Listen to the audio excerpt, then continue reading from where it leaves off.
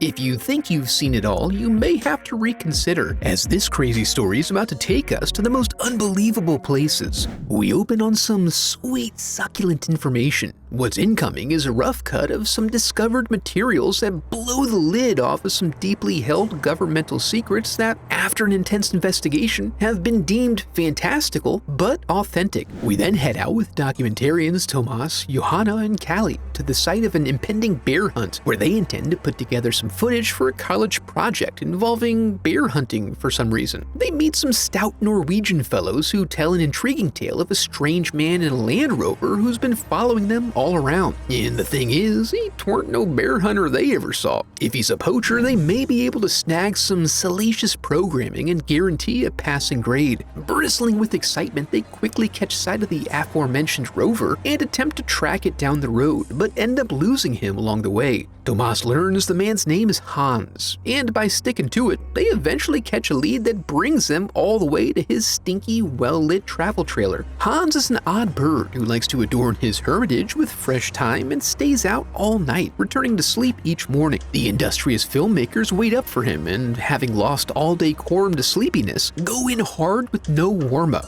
This results in abject failure, but they pretend like all they really wanted was a close-up of his car. Later on, they bug his trailer with a hidden microphone. The information gained reveals that he expects to find some undefined thing that very night. So when he leaves later, they follow him out. But again, he knows these back roads too well, and they are unable to keep up. They instead settle for some night vision footage of the interior of his trailer, which is both sparse and furry. The next day, they get word of another unregistered bear kill that was found. That's unusual enough, but in this case, the tracks don't match a normal bear cadence, leading some of the hunters to suggest this big boy was dumped. But Finn from the Wildlife Board finds this conjecture ridiculous. I mean, there's a bear right there. What more could you want? Hours later, and completely unrelated, Hans packs up and moves his caravan down the road a piece. The advantage here is that this makes it much more difficult to hide. They're able to trail him onto a ferry and conspicuously follow him out into the boonies, where he likes to go and plant tires once in a while. When they climb aboard a second ferry, Tomas decides this is a good time to re-engage with the man, but real casual-like. The cagey old-timer waves them off, however, forcing them to continue their soft pursuit. And he's really piqued their interest now, as they very nearly cream their pants at the thought of getting him to say anything at all. They follow him into a new campground and maintain a respectful distance while he settles in and hooks up his electric and sewer. They wait for him the entire time he's sleeping, but still have to scramble to keep up with the wily old codger. The trail leads them to a service road that they proceed down under threat of getting blasted, and frankly, they're unimpressed with the upkeep.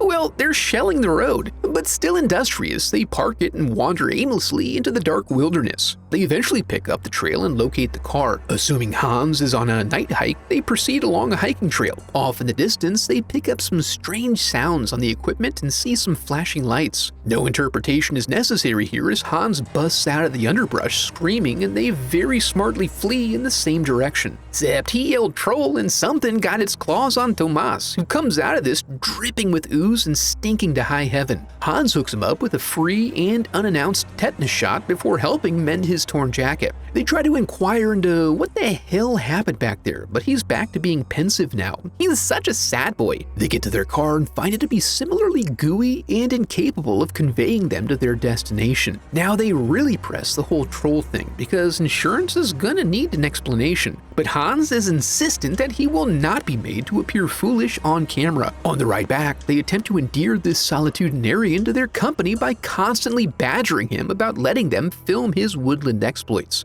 After a time, finally, it works. He agrees to let them come along, so long as they do exactly as he says. They spend the next day notifying their families of their whereabouts while eating bananas. When they meet up, Hans makes sure they're all heathens for lore consistency, and then they make their way back out to the prior evening's location. At the site, he reminds them that they agreed to do what he says, and then he orders them to strip down and wash up in the river. He wants them fresh for when they rub troll musk in all their cracks and crevices. They naturally balk at his freakiness. But again, there is one rule, and right now, that rule is to rub a loofah tainted with troll sex grease all over their persons. Then it's off into the woods. He reveals his special weapon to be a UV cannon, since sunlight is their weakness. He then consults with his veterinary contact as the woods are absolutely drenched in piss, the telltale sign of a potentially ill Rindlefinch. You didn't need a veterinarian to tell you that. He sets them up in a clearing while he goes to flush it out. As they wait, they continue to entertain the idea that this is all just a big goof. This isn't helped when Hans jogs out casually to announce the presence of a very dangerous troll. And I'll be damned, a mid-sized troll emerges. They run and get split up when Callie takes a spill, forcing us into his perspective for the rest of the evening. He's able to utilize the night vision to narrowly avoid getting his bones ground up in the troll's jaws. The gang reunites, and after another unnecessarily close call, they retreat to the truck. Hans, always the stylish gentleman, sings his quarry a little folksy ditty before he lights that bitch up.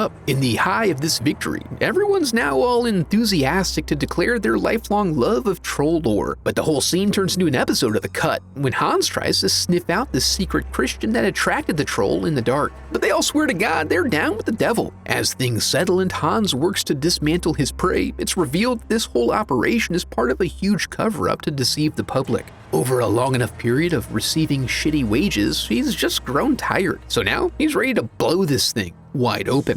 This process goes well into the morning until there's nothing left but a pile of gravel. Then the Wildlife 5-0 rolls up and we learn that Finn is actually complicit. He just plays stupid on camera to throw people off the troll trail. He's not happy about the filming, but lacks the authority to do anything about it for the moment. Plus, the painters have arrived with the bear carcass. As they work to get things set up, we learn that the troll they destroyed was not the Ringlefinch they're tracking. As they move on, we additionally learn that Hans is tasked with culling the herds to make sure they don't get too close to people, and that all this interterritorial movement they're observing puts them in a uniquely dangerous situation. Then they settle in for some breakfast, trollage, and paperwork to keep track of slain trolls. Back at camp, the crew has earned their way into the trailer, which is riddled with troll tails to keep that stench up. They check out his stank rendering station, but this is only a brief stay due to the urgent need to get this Ringlefinch under control. So they ride out and look for clues like large patches of downed trees trolls may have used to scratch their asses, and rebait his rock traps, and basically pass time in the interminable lull before the next explosion of violence. Then a report of slaughtered sheep creates a tingle in Hans' loins. They watch carefully from the outskirts of the journalists and gawkers while the hunters attempt to make heads or tails of the evidence. But old Hans knows they've got a Ringlefinch on their hands, and he intends to draw him out that evening so he can take a blood sample to find out why it's acting so strangely. They start by baiting the bridge with a high-value treat. They wait for a good span of time before snapping branches, and the bleating of a helpless Billy signals their guest's arrival. Hans walks out to confront it in his troll suit, drawing aggro with a bucket of Christian blood and a very annoying cowbell. Trolls actually like to delicately select their treats and try to avoid confrontation, unless you try to stick it in the ass. Luckily, Hans only suffers a massive concussion and many broken bones, but he does remain uneaten.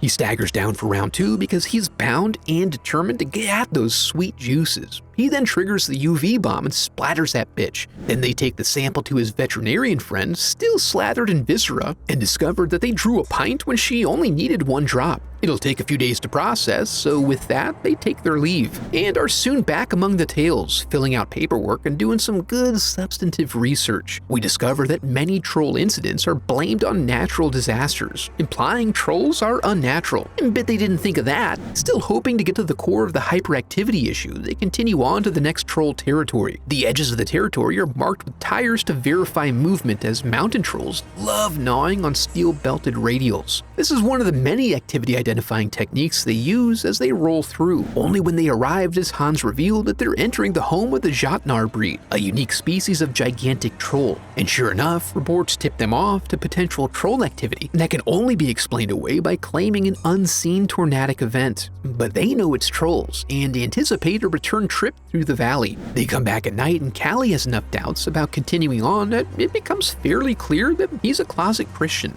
The trail leads them back to an inactive mine. It seems to be empty and couldn't possibly house a Jotnar, but they wander in just because it's cool and creepy. And in point of fact, it is dripping with blood. Still nervous as ever, Callie vigorously rubs himself down with the leftover troll taint. This was a good measure because when they reach the back, Hans identifies this as a whole-ass lair. They attempt to leave immediately but are cut off by the family of trolls returning from their evening errands. They find a cozy little alcove, hoping the beasts will pass by, but these shaggy little dickheads pull up and start snoozing right there. The plan is to get some rest and wait things out until it's safe to leave. However, amid a mental breakdown, Callie comes clean about his beliefs, and by the blood of the lamb, the trolls start stirring. This sends him screaming into the darkness, forcing them all to run the gauntlet. They get so close to the warm embrace of the morning sun, but Callie ends up finishing the process of smelling as much like troll as is possible. They all take a breather and try to come to terms with their loss, but only briefly, as Hans needs to figure out why these suckers are migrating so far from home. When they return, Finn has arrived to retrieve the tapes, but they're all digital, baby, and they flip it around on him by questioning the morality of keeping this dangerous secret from the public.